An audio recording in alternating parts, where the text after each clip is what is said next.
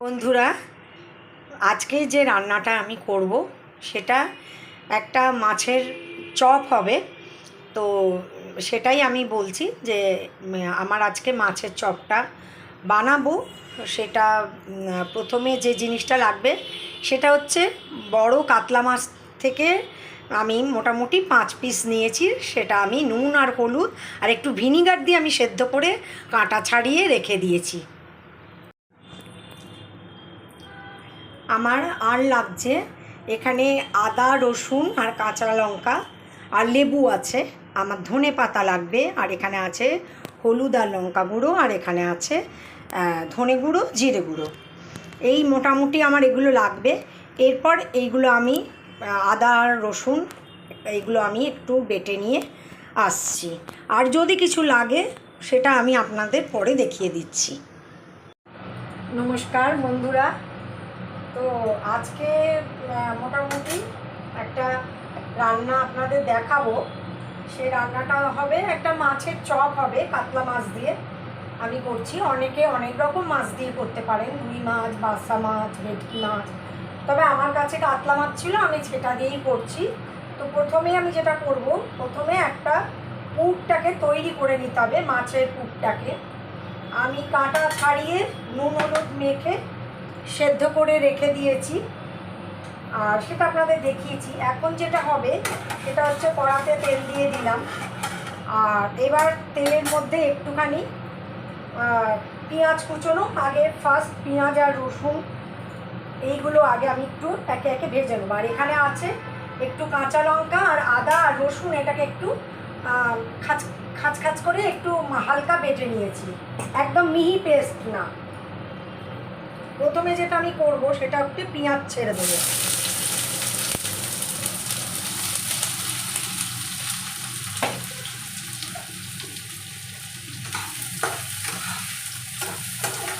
খুব লাল লাল করে ভাজতে হবে না, যেহেতু এটা চপ হবে, সেই জন্য এটার মধ্যে একটু পেঁয়াজের কালারটা চেঞ্জ হলে আদা রসুন আর কাঁচা লঙ্কা যেটা বেটে রেখেছি সেইটা দিয়ে দেবো।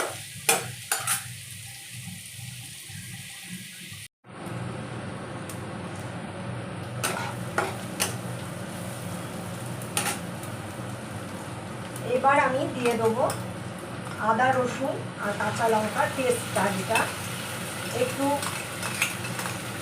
মিহি করিনি, হালকা করে নিয়েছি। এবার দেব অল্প নুন, আর মাছে হালকা নুন দেওয়া আছে, আর হলুদ।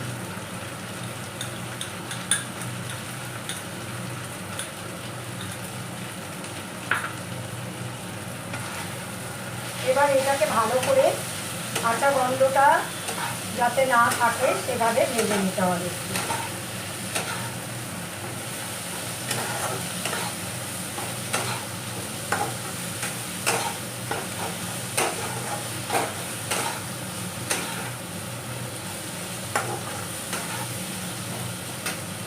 এবার দিয়ে দেবো ধনের গুঁড়ো আর জিরে গুঁড়ো। ধনে গুঁড়োটা বেশি, জিরে গুঁড়োটা কম। এইবার নেড়ে নেড়ে একটু কষতে হবে, আঁচটা কমিয়ে কষতে হবে। দেখুন বন্ধুরা, মোটামুটি আমার কষানোটা প্রায় হয়ে গেছে এরকম পর্যায়ে। এবার আমি যে নুন আর হলুদ দিয়ে যে মাছটা সেদ্ধ করে রেখেছি একটু ভিনিগার দিয়ে, সেটা কাঁটা ছাড়িয়ে আমি মোটামুটি এরকম একটু স্ম্যাশ করেছি, খুব একটা না, সেটা আমি দিয়ে দিলাম। এইবার এটার সাথে ভালো করে এবার মিশিয়ে আঁচটা কমিয়ে ভালো করে এটাকে মিক্স করতে হবে। তারপর আমি পুরটা রেডি করে আপনাদের কাছে আবার আসছি। এর উপর আরও কিছু জিনিস পড়বে, সেটা হচ্ছে ধনে পাতা পড়বে, একটু মিষ্টি পড়বে, একটু লেবুর রস পড়বে নামানোর আগে, যাতে একটা আঁশটানি গন্ধ থাকে, সেটা যাতে না হয়।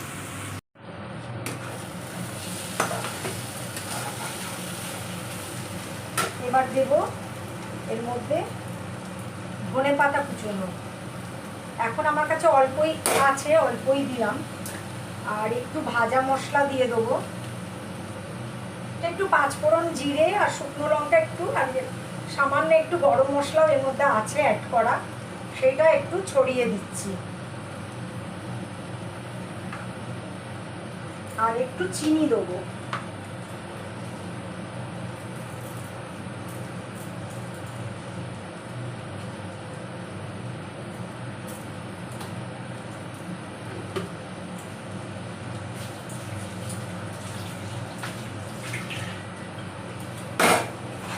এবার এটাকে খুব ভালো করে মিক্সিং করে নেবো। পুরটাকে একটু সুন্দর করে করতে হয়, একটু আঁচ কমিয়ে, তাহলে পুরটা খেতে ভালো হলে চপটা অটোমেটিক্যালি খেতে সুন্দর হবে, তাই না বন্ধু? এবার আঁচটা আমি একটু বাড়িয়ে দিচ্ছি।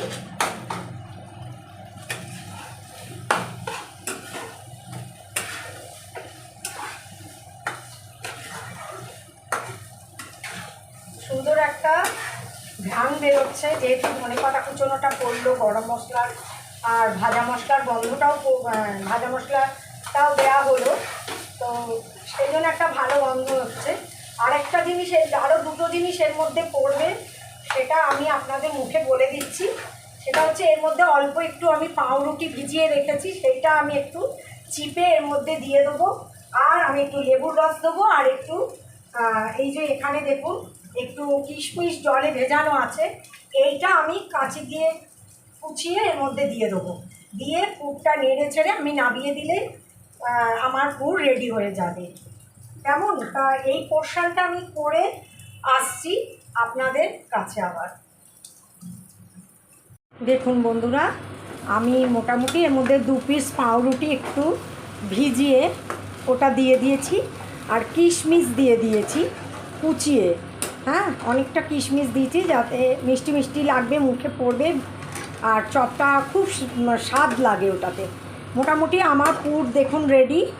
এইবার এই পুরটাকে ঠান্ডা করে আমি চপের আকারে গড়ে নিয়ে আসছি। আর চপটা গড়বার জন্য আমার কি কি লাগবে সেই একদম শেষের যে স্টেপটা, সেটাও আপনাদের আমি করবার আগে দেখিয়ে দেবো। হ্যাঁ, তার মানে মোটামুটি দেখুন বন্ধুরা, আমার পুর একদমই রেডি। এবার এটাকে ঠান্ডা করতে হবে, তারপর চপের আকারে গড়ে আসছি। এবার যে আমার ভাতটা আছে রান্নার, সেটা হচ্ছে 2টো ডিম নিয়ে নিয়েছি, আর এখানে একটু গোলমরিচ, একটু নুন দিয়ে এটাকে আমি ফেটিয়ে নেবো। আর এখানে আছে ব্রেড ক্রাম্বস। এইবার আমি আপনাদের কাছে নেক্সট স্টেপে আসছি, সেটা হচ্ছে এইগুলো সহযোগে আমি চপটা গড়ে আবার আপনাদের কাছে আসছি। বন্ধু দেখুন, আমি এরকমভাবে চপগুলোকে গড়ে নিয়েছি, এইরকমভাবে গড়ে নিয়ে নিয়েছি। এবার আমি এগুলো আস্তে আস্তে তেলে ভেজে নেব। তেলটা আমার হালকা বেশ ভালো, হাওয়া ধোঁয়া বেরিয়ে গেছে। আমি এবার আস্তে আস্তে ছেড়ে দেবো।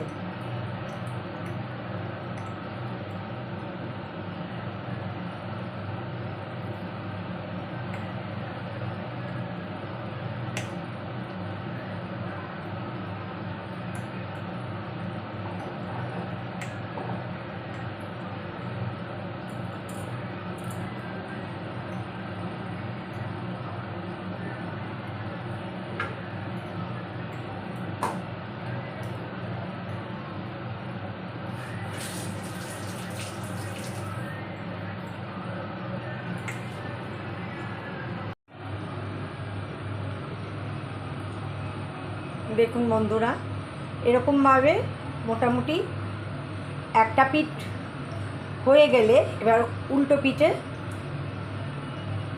পাল্টে দেব। বন্ধুরা এরকম দেখতে হয়েছে। এবার আমি আস্তে আস্তে এগুলোকে তুলে নেব, নিয়ে পরেরগুলো আবার ভাজবো।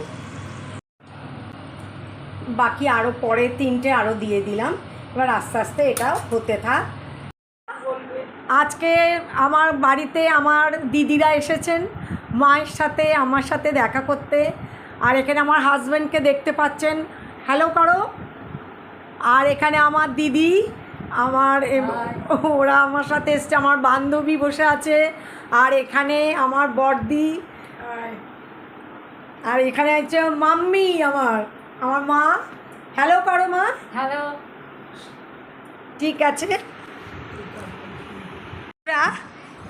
এবার আমি আমার দিদিদের একটু পরিবেশন করেছি, দেখুন ওরা এবার খেয়ে বলবে যে কেমন হয়েছে। নে খেয়ে বল কেমন হয়েছে, দেখ।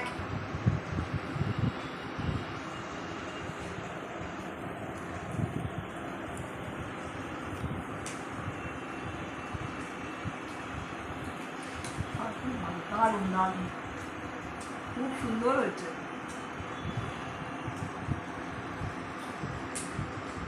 দারুণ হয়েছে, দারুণ, খুব ভালো। সত্যি বলছিস তো? একদম সত্যি। নাকি ভিডিও হচ্ছে বলে বলছিস? না না, অপূর্ব। সব ঠিক আছে? সুন্দর হয়েছে। ঠিক আছে, থ্যাংক ইউ।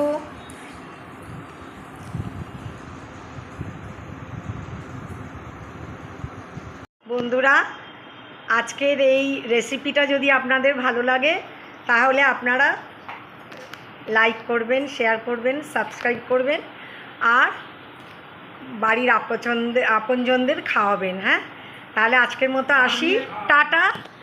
আর আবার দেখা হবে আগামী ব্লগে, ততক্ষণ সবাই ভালো থাকবেন।